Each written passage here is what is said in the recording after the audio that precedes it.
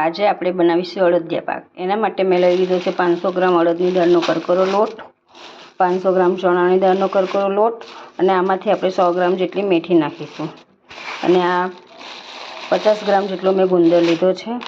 આ 32 લીધું છે કાટલું। તો ફ્રેન્ડ્સ, મેં કઢાઈ મૂકી દીધી છે, એમાં ઘી ગરમ કરવા માટે મૂકી દઈશ। આ માટે મૂકી દીધું છે કઢાઈમાં થઈ ગયું છે। એની અંદર આપણે હવે અડદની દાળનો કરકરો લોટ ઉમેરી દઈશું। તો ફ્રેન્ડ્સ, લોટ ઉમેરી દીધો છે ઘીની અંદર અને લોટને આવી રીતે ધીમા તાપે શેકી લેવાનો છે।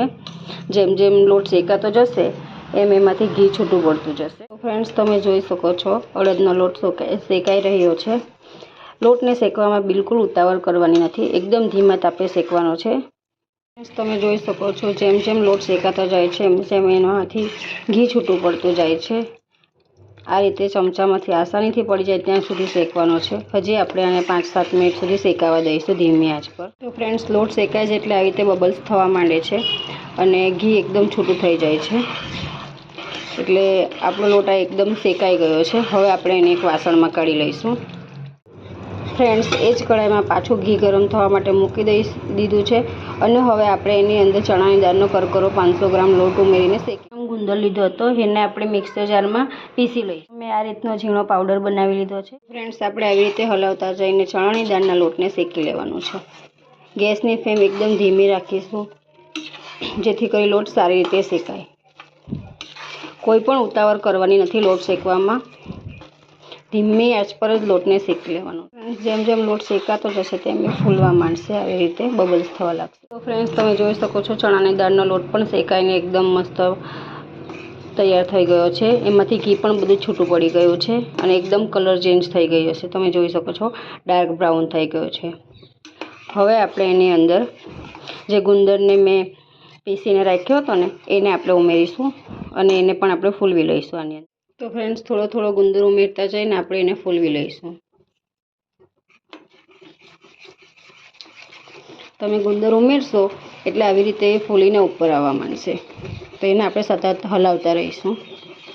ગુંદર નાખ્યા પછી આપણે એને સતત હલાવતા રહીશું જેથી એ સારી રીતે ફૂલી જાય। આ રીતે થોડો થોડો કરી બધો ગુંદર ઉમેરી આપણે સારી રીતે એને હલાવી લઈશું અને ફૂલવી લઈશું ગુંદરને। આપણે જે વાસણમાં અડદની દાળનો લોટ શેકીને કાઢ્યો હતો એ જ વાસણ ચણાની દાળનો લોટને પણ કાઢી લઈશું।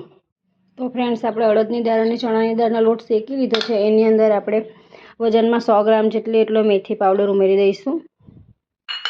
એને આપણે સારી રીતે મિક્સ કરી લઈશું।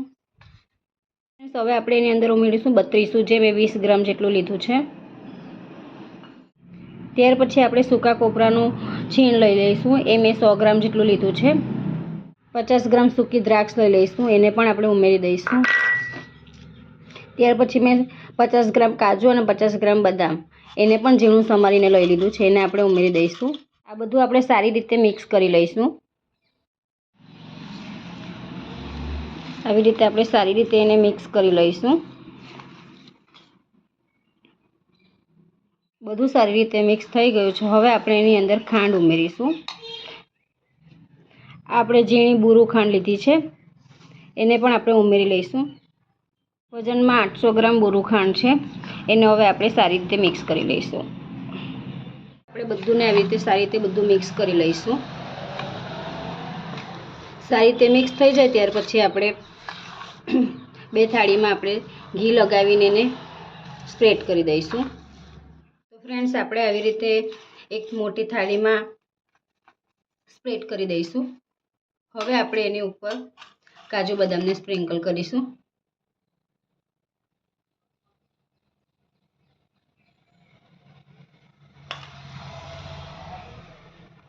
હવે આપણે એને ઠરી જાય ત્યાં સુધી રવા દઈશું, પછી આપણે એના પીસીસ કરી લઈશું। તો ફ્રેન્ડ્સ, તમે જોઈ શકો છો કે આપણો આ અડદિયા પાક ઠરી ગયો છે। હવે આપણે એના એક સરખા પીસીસ કરી લઈશું આવી રીતે।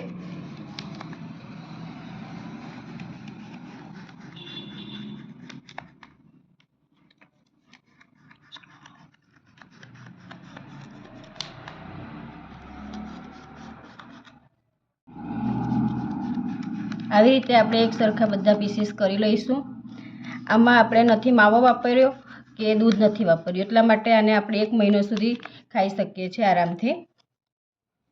તો ફ્રેન્ડ્સ, જોઈ શકો છો તમે આપણો અડદિયા પાક બનીને તૈયાર થઈ ગયો છે. આવી જ નવી રેસીપી જોવા માટે મારા વિડીયોને લાઇક કરો, શેર કરો અને મારી ચેનલને સબસ્ક્રાઈબ કરો. Bye. Thank you for watching.